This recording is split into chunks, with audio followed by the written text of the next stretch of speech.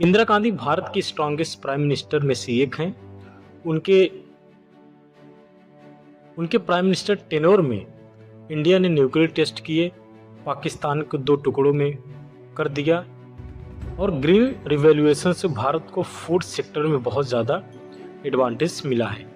But in सब के बावजूद इंदिरा गांधी को उनके काले कारनामों की वजह से भी याद किया जाता है।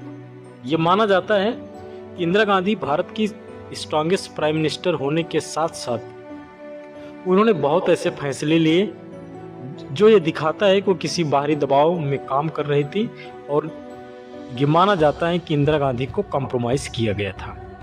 1971 के इलेक्शन में इंदिरा गांधी ने चुनावी फंडिंग के लिए यूनाइटेड स्टेट ऑफ अमेरिका की CIA से पैसे लिए और रसिया के KGB से सूट भर कर नगद धन लेने के आरोप भी सामने आए।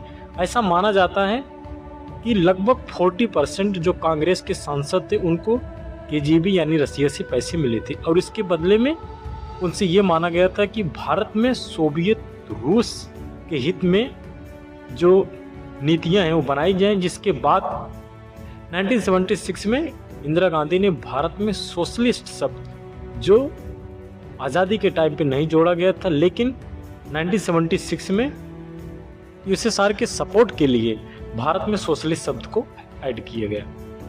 1971 के वार में जब भारत ने पाकिस्तान को हरा दिया और पाकिस्तान के दो टुकड़ों में कर दिया और जिसमें बांग्लादेश एक नया देश बना, इसके बाद लगभग 93,000 पाकिस्तानी सैनिकों ने भारत में सरेंडर किया था और भारत ने 5,000 स्क्वायर मील जमीन पर पाकिस्तान में कब्जा किया था। लेकिन शिमला समझौते में भारत ने जो कब्जाई हुई ज़मीन थी वो पाकिस्तान को वापस कर दी और उनके सभी सैनिकों को छोड़ दिया गया। लेकिन इसके बावजूद भी 56 जो सैनिक पाकिस्तान जेल में रह रहे थे उनको भारत आने के लिए कोई पहल नहीं की गई थी।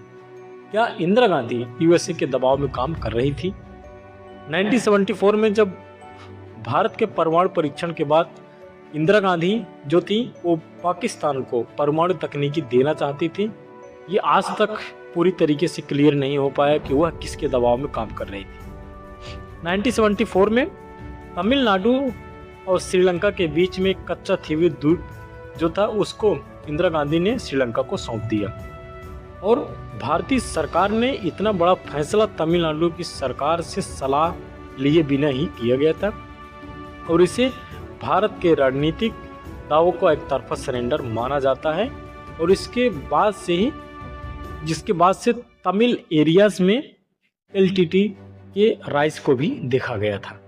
पंजाब में अपनी पहुंच बनाने के लिए इंदिरा गांधी ने भिंडरावाले का समर्थन किया था ताकि पंजाब में वो एक स्ट्रॉन्ग पोजीशन अपनी ले सकें। लेकिन राजनीतिक स्वार्थ के लिए भिंडरावाले को बढ़ावा देने के बाद जब स्थिति बिगड़ गई और भिंडरावाले कांग्रेस की सरकार के खिलाफ हो गए तो उसको मारने के लिए स्वर्ण मंदिर में सेना भेजी गई और स्वर्ण मंदिर के एक बड़े हिस्से को काफ़ी ज़्यादा नुकसान हुआ जिसमें सैकड़ों निर्दोष लोगों की जानें गई और पंजाब में 1984 में सिख राइट्स भी देखे गए।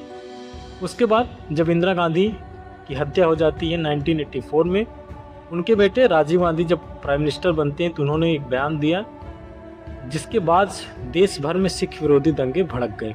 अकेले दिल्ली में 3,000 से अधिक सिखों की हत्या हुई थी और नानावती आयोग की रिपोर्ट में कुछ कांग्रेस नेताओं की भूमिकाओं का भी उल्लेख किया गया है।